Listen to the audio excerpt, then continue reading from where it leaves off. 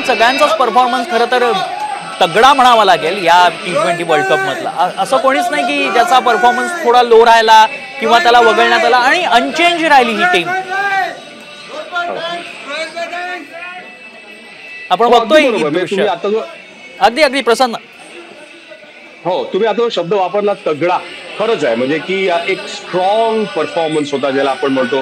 मग ते opening batters असतील, मिडल ऑर्डर मध्ये असेल किंवा ऑलराऊंडर्स असतील, स्पिनर्स असतील, फास्ट बॉलर्स असतील, सगळ्यांनी उत्कृष्ट कामगिरी केली. म्हणजे बघा, अर्शदीप सिंग आणि त्याचबरोबर जसप्रीत बुमराहचा तो जो वेगवान मारा असायचा पॉवर प्ले मध्ये असेल किंवा शेवटच्या षटकांमध्ये असेल, स्पिनर्स टीम इंडियाकडे अप्रतिम होते. म्हणजे अक्षर पटेलचा मारा असेल, रवींद्र जडेजाचा मारा असेल, कुलदीप यादवचा मारा असेल, अप्रतिम गोलंदाजी त्यांनी केली. त्याचबरोबर ऑलराऊंडर्स मध्ये रवींद्र जडेजा तर होताच, पण हार्दिक पंड्या होता. शिवम दुबेचाही वापर करू शकला असता रोहित शर्मा जर गरज पडली असती तर, पण हे बॅटिंग देखील करत होते. रोहित शर्मा ती जी अटॅकिंग सुरुवात करून देत होता. त्यामुळे प्रत्येक डिपार्टमेंटमध्ये टीम इंडियाकडे ते खेळाडू होते ज्यांची त्यांना गरज जेव्हा जेव्हा लागली तेव्हा त्या खेळाडूंनी हात उंचावला आणि सांगितलं की मी खेळू शकतो. बरं, असं नव्हतं की सगळ्या मॅचेसमध्ये का आपण अगदी मोठ्या थाटात आणि आरामात जिंकलो. 1-2 मॅचेस अशा होत्या जिकडे क्लोज होऊ शकली असती मॅच. म्हणजे पाकिस्तान विरुद्धची मॅच बघितली तर जेव्हा रिझवान बॅटिंग करत होता असं वाटत होतं की पाकिस्तानी मॅच सहज जिंकू शकतील, पण टीम इंडियाने हार नाही मानली. फायनलमध्ये देखील तसंच झालं.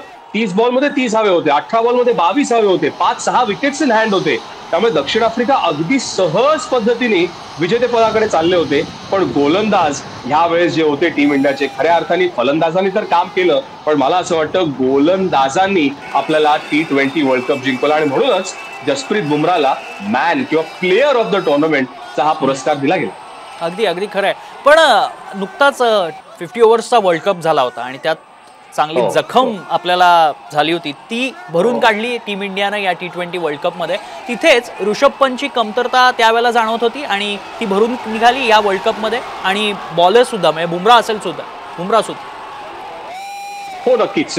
बघा, त्या मेन्स ओडिया वर्ल्ड कप वर देखील मी काम केलं होतं. जेव्हा मी रेडिओवर काम करत होतो तेव्हा अगदी जवळनं, म्हणजे इंडिया विरुद्ध साऊथ आफ्रिका ईडन गार्डन्सला तो सामना पाहिला आणि त्याच्यावर कामही केलं. इंडिया विरुद्ध इंग्लंड देखील लखनौच्या स्टेडियमवर ती मॅच मी कव्हर केली होती. वानखेडे स्टेडियमवर टीम इंडियाची ती सेमीफायनल पाहिली.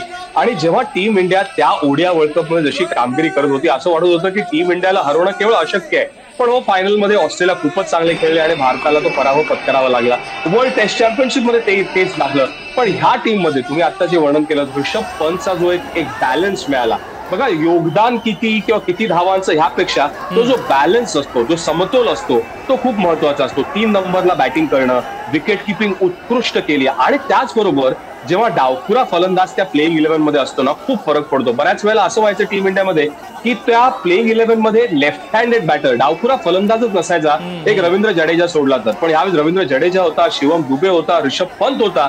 त्यामुळे भरपूर फरक पडला. यशस्वी जयस्वालचा देखील पर्याय उपलब्ध होता टीम इंडियाकडे, पण तो अर्थात वापरावा लागला नाही. त्यामुळे तुम्ही म्हणाला तसंच बरोबर आहे. ओडीआय वर्ल्ड कप आणि T20 वर्ल्ड कपचा जर एक फरक बघितला तर जो बॅलन्स होता टीम इंडियाचा ह्या वर्ल्ड कप मध्ये, मग ते बॅटिंग असेल, बॉलिंग असेल, ऑलराऊंडर असेल, विकेट किपिंग बॅटर असेल, लेफ्ट हँडेड बॅटर्स असतील, हा बॅलन्स खूपच चांगला वाटला. आणि जिकडे चांगला बॅलन्स आहे तिकडे टीम जिंकणारच.